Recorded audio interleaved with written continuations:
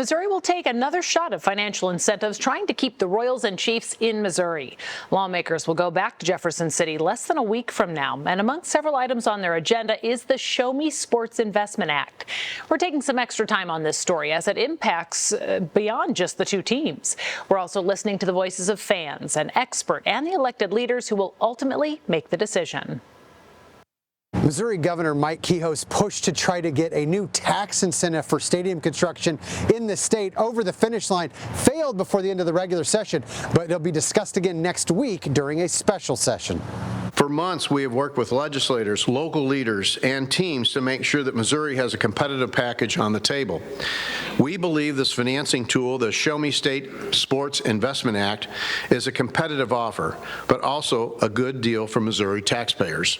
Kehoe is asking the legislature back to create a tax incentive in Missouri similar to the Star Bonds tool in Kansas. The effort breezed through the House in the final week of the legislative session, but the Senate didn't take it up on the final day. We really didn't have kind of the cake baked until the last couple of weeks of session, with agreement from the teams and stakeholders and different people. Making sure we had that right balance didn't kind of get all worked out until very late in April and the beginning of May. Missouri's Hail Mary attempt to pass the bill designed to retain the Chiefs and Royals comes ahead of a June 30th sunset for Kansas's Star Bonds proposal.